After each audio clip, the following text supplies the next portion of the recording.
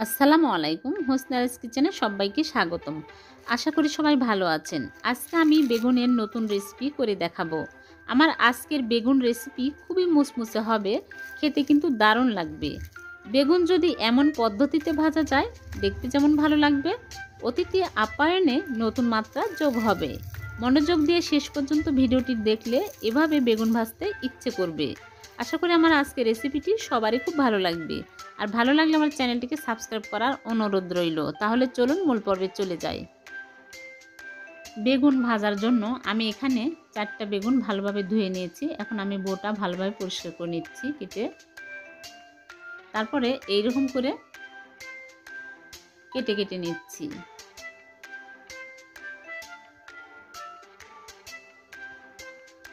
আপনারা চাইলে বটিতেও এইরকম করে কেটে নিতে পারেন। আর ভিতরে পোকা আছে কিনা ভালোভাবে দেখে নিতে হবে।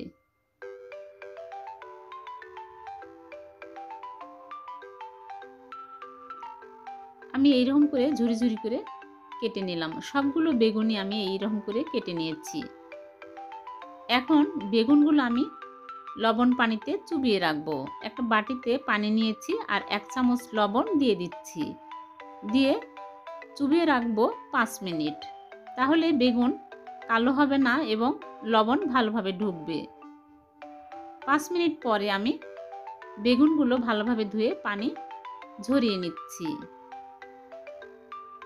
4টা বেগুনি আমি 2টা বাটিতে ভিজিয়ে রেখেছিলাম, পানিগুলো ঝরিয়ে নিচ্ছি।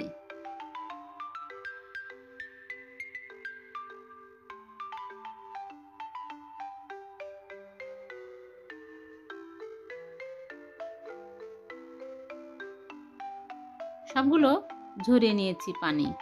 এখন কিচেন টিস্যু পেপার দিয়ে ভালোভাবে মুছে নিতে হবে। ভিতরে যেন পানি না থাকে, পানি থাকলে বেগুন ভাজা ক্রিস্পি হবে না। এরকম করে সবগুলো বেগুন আমি ভালোভাবে মুছে নিচ্ছি।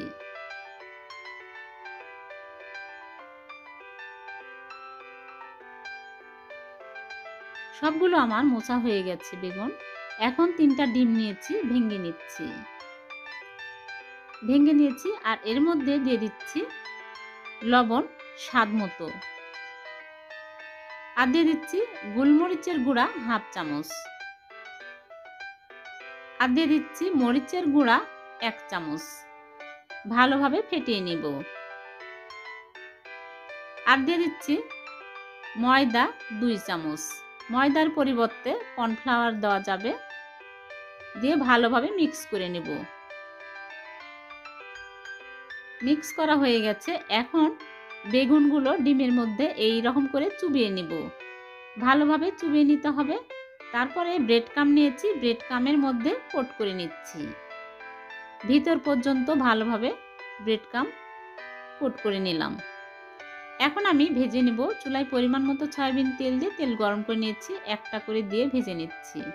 চুলা মিডিয়াম হিটে করে রেখেছি, উল্টে পাল্টে ভেজে নিতে হবে। এইরকম যখন কালার আসবে তখনই তুলে নিতে হবে। একটু কড়া করে ভেজে নিতে হবে, তাহলে ক্রিস্পি হবে। সবগুলো বেগুন আমি এইরকম করে ভেজে তুলে নিচ্ছি। সবগুলো বেগুন ভাজা হয়ে গেছে। আমি এখন আপনাদেরকে পরিবেশন করে দেখাচ্ছি কতটা মজার হয়েছে আর কতটা ক্রিস্পি হয়েছে। এরকম করে বেগুন ভাজলে ছোট বড় সবাই মজা করে খাবে।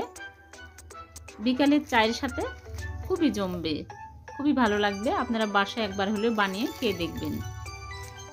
বানানো খুবই সোজা। আশা করি আমার আজকের রেসিপি সবারই খুব ভালো লেগেছে। ভালো লাগলে ছোট্ট একটা লাইক দিবেন। আর এই রকম নতুন নতুন রেসিপি পেতে আমার চ্যানেলটিকে সাবস্ক্রাইব করে রাখবেন। আবার দেখা হবে নতুন কোনো রেসিপিতে।